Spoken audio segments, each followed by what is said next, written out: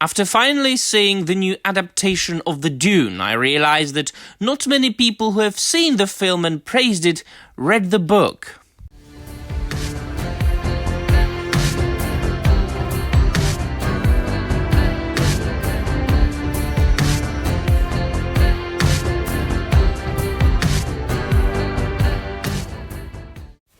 Wes, hi everybody, and welcome to yet another video, and welcome to yet another review video, my dear friends. And as you have noticed, I am making less and less reviews of new things, because quite honestly, I have realized quite a while ago, my dear friends, that I do not need, personally, anything new. From my own experience, the mainstream is on the same level as the independent scene as far as pop culture goes.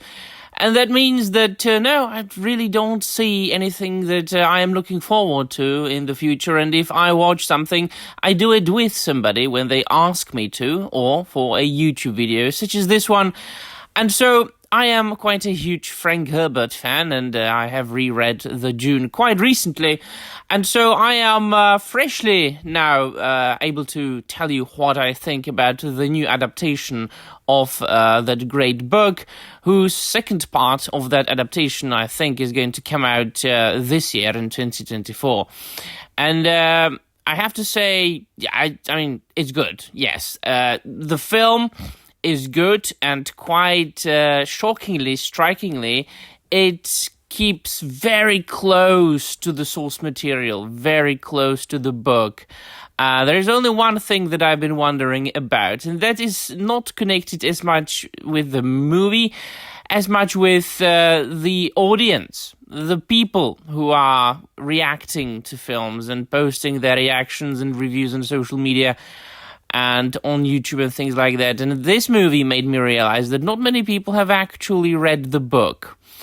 Because if they did, there would be so much reading over there on the internet from the right-wing people that you wouldn't believe. And I posted this yesterday on social media, and I said to myself, yeah, I will make a video about Dune. But I will get to that by the end of the video. I really like to say first what I think, honestly, and that is that they really put some work into that film. Now, many people have problems with the casting, and the one gripe that I have, that which made me realize that people haven't probably read the book, is connected with a casting of a character.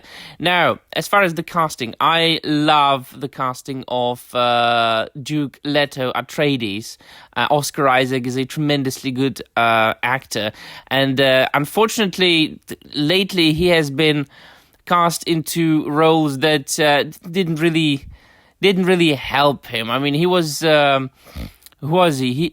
He was in the Star Wars sequels, right? So that was quite unfortunate for him. And he was in that Marvel Cinematic Universe Moon Knight adaptation, which, yeah, it wasn't really about Moon Knight, but quite honestly, I've seen a couple of episodes, me being a huge Moon Knight fan, and he was basically the only good thing about that TV show.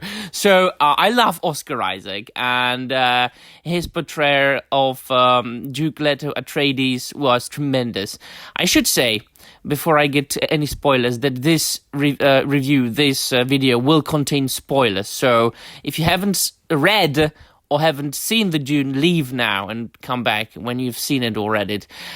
So now I can say that it is pity. It is a shame that Duke Leto Atreides wasn't in the story for a long time. You know what happened. And there you can actually see I've got this theory, this little bit of a theory about George R. R. Martin, for example. He was, I think, very much inspired by the Dune for an aspect of his books. You can see the parallels between the House Atreides and the House Stark. They are this honorable but still very much powerful house. Who's getting more and more influence. And of course, they are ordered by the Emperor to go to Arrakis to take over instead of the Harkonnens. And so the only 100% honorable house that, everybody respects, and they are like genuinely good people. They are the good guys. And look at them. They get absolutely annihilated. Duke Leto, he dies, as much as, Eddard Stark dies in the first book of the Song of Ice and Fire series. So there are a lot of parallels between A Song of Ice and Fire and this show. I stand my ground. This aspect of the Dune inspired George R. R. Martin, and as a matter of fact, I mean, Dune, as it is, the story, it has inspired so many stories, so many other books and films, including Star Wars. Like, quite obviously, just the most obvious inspiration is the Arrakis, the desert planet, being an inspiration for Tatooine, where, of course, George Lucas didn't go into depth as far as what it actually means to live on a desert planet, and that water is basically everything you do anything for. Water is such an inseparable part of your mind that you think about it constantly. It's just something that doesn't leave your mind at all, never ever whatsoever, which is something that, we people who live on Earth, the blue planet where there's a lot of water, we don't really think about that as much as the Atreides didn't think about that on Caladan. So this I love the Dune's world building, and I just absolutely love it. And they were able to capture it in the new film, quite respectfully. I loved the little hints to the story, which you can only understand when you've read the book. For example, the bull. And the old Duke, the father of Duke Leto, Atreides, and his episode with the bull has been quite in detail described in the book. It wasn't in the film yet, might be in the second part, but I don't think so. I don't think it'll be. But there was the bull's head and the little statue, which I was quite glad to see.